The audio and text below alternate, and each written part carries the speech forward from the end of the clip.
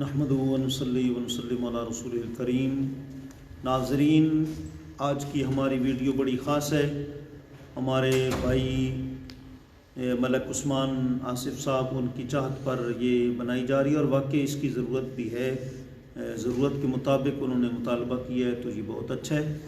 تو اس وقت دنیا میں بہت سارے گروہ اور بہت سارے فرقے بن چکے ہیں جی۔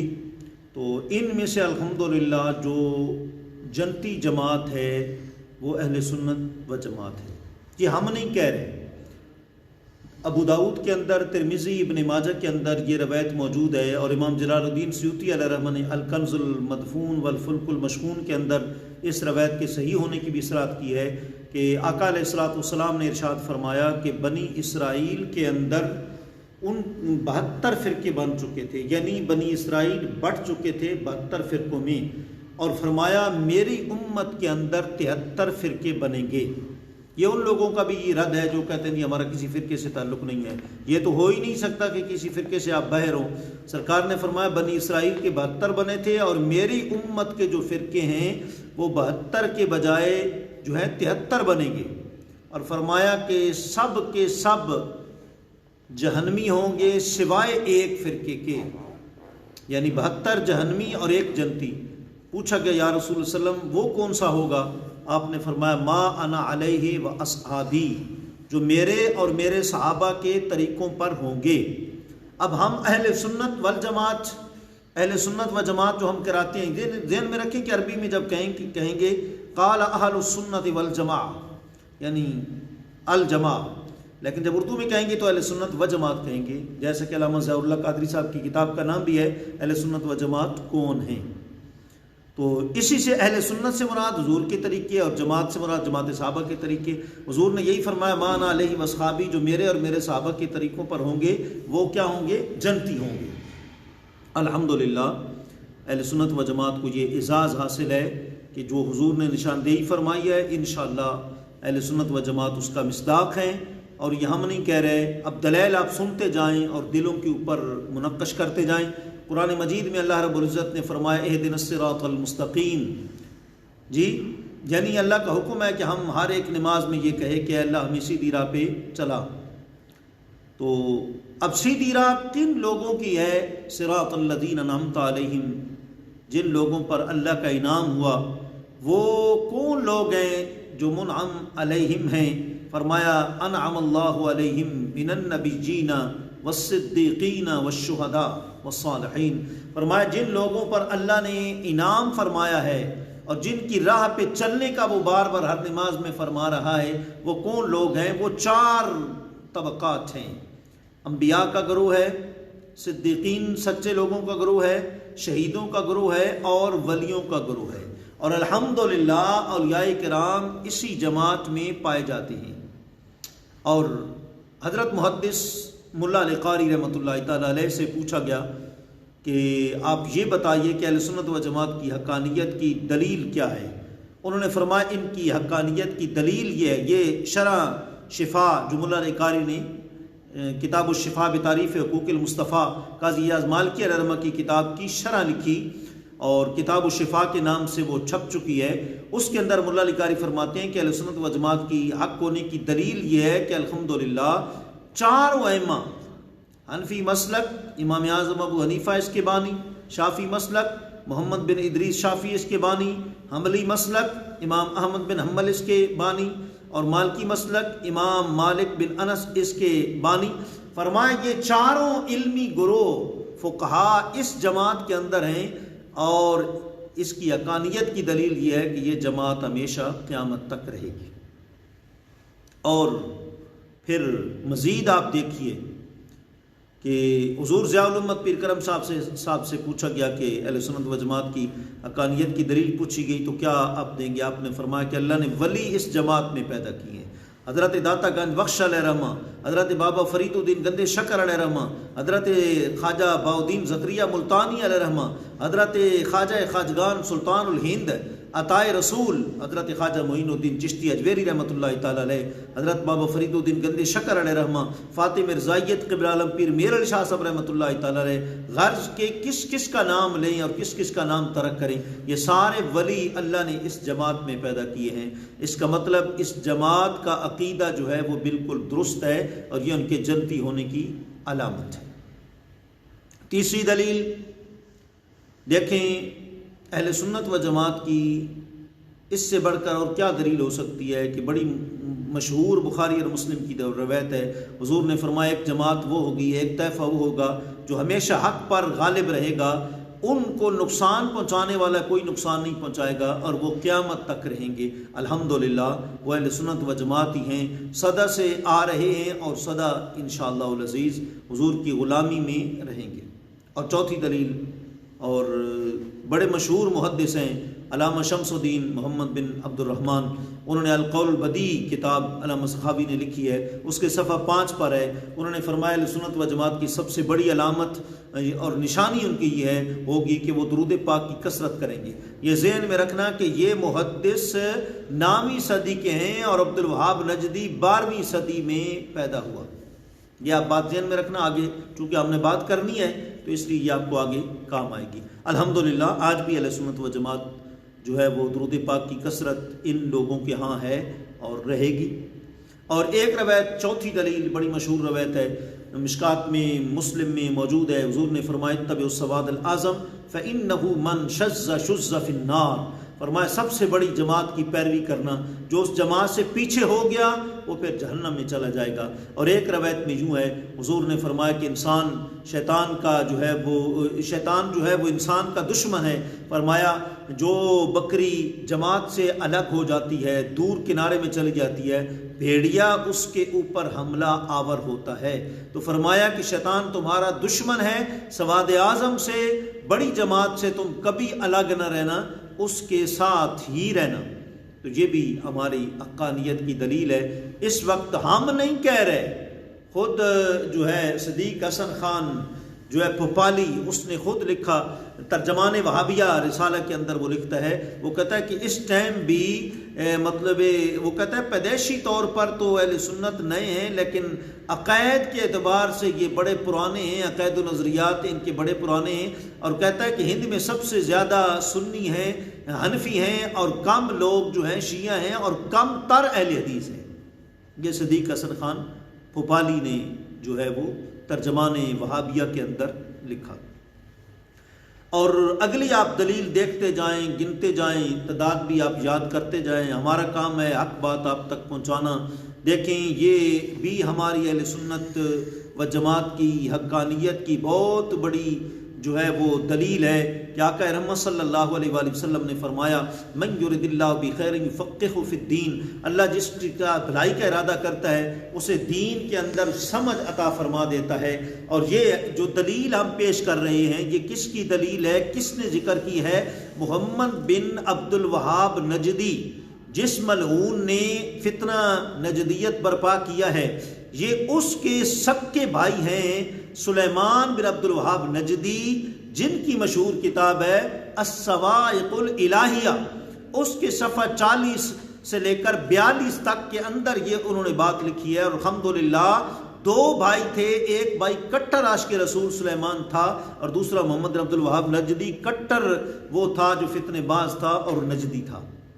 تو اب یہ الصواعق الالہیہ کے اندر لکھتے ہیں، کہتے ہیں مجھ سے پوچھا جائے کہ اہل سنت و جماعت کی حقانیت کی دلیل کیا ہے، تو میں یہ دلیل دوں گا کہ حضور نے فرمایا اللہ جس کے ساتھ بھلائی کا ارادہ کرتا ہے اسے دین کی سمجھ عطا فرما دیتا ہے۔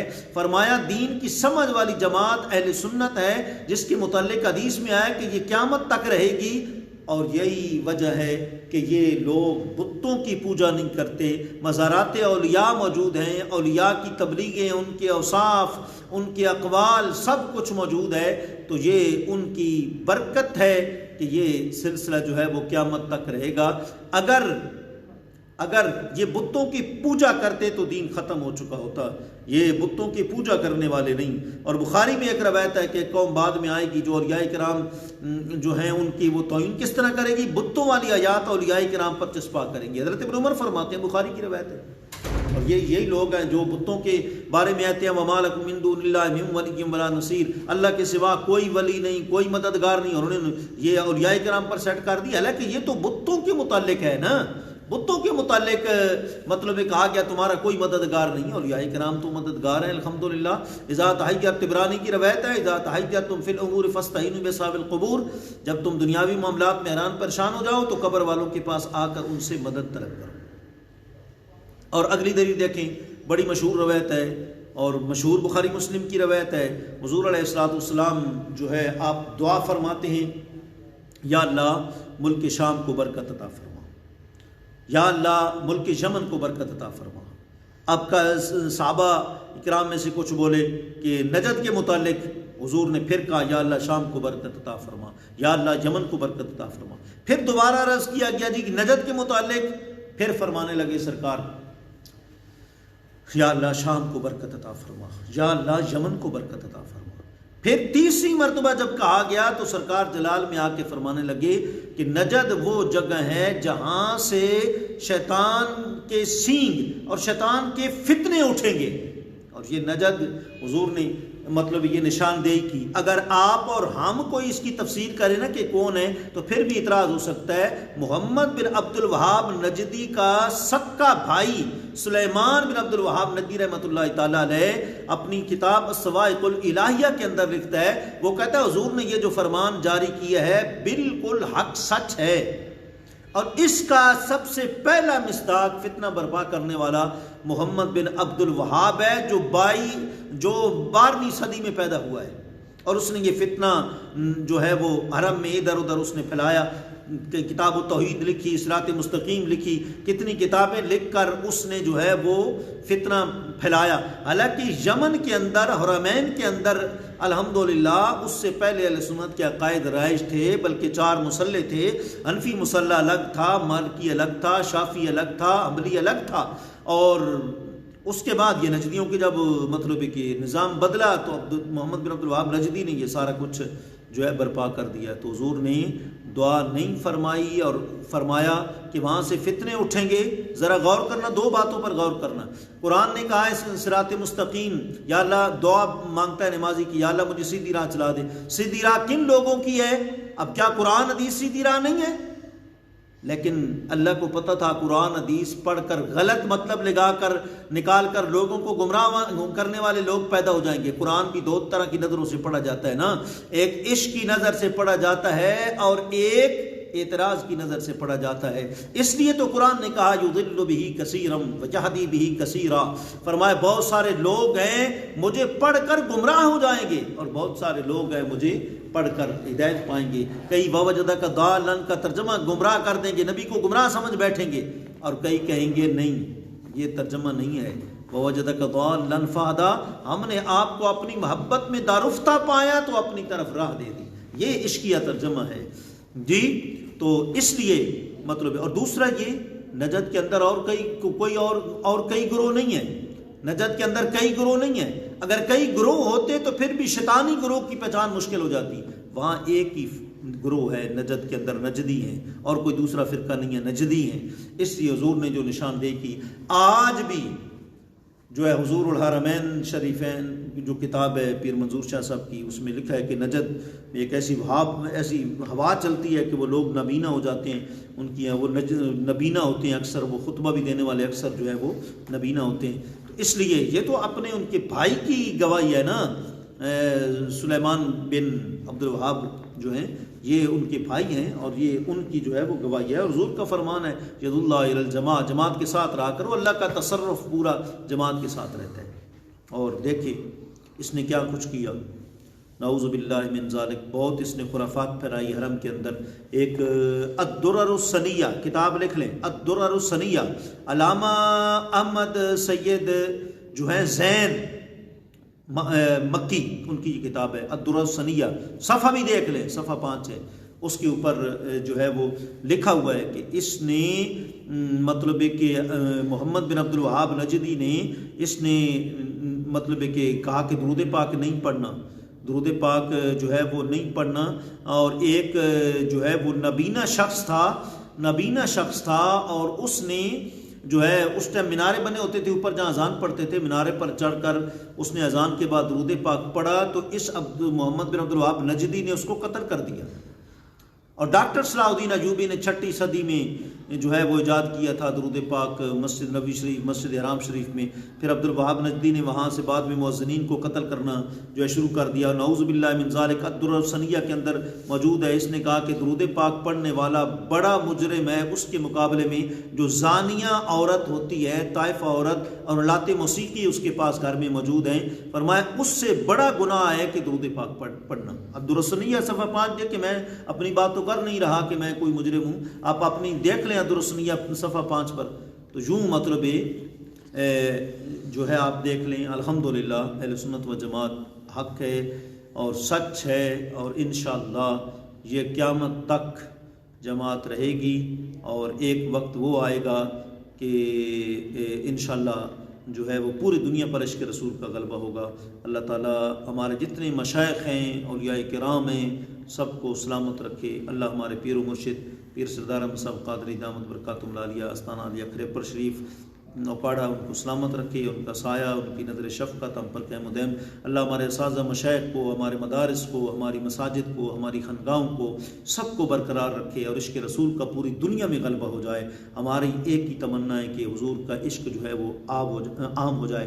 اہل سنت و جماعت نے بھی، اعلیٰ حضرت امام اہل سنت نے بھی اسی کو ہی قرار دیا، بلکہ آپ نے یہاں تک اہل سنت کے متعلق فرمایا بے عذاب و عتاب و حساب و کتاب، بے عذاب و عتاب و حساب و کتاب تا ابد اہل سنت پہ لاکھوں سلام۔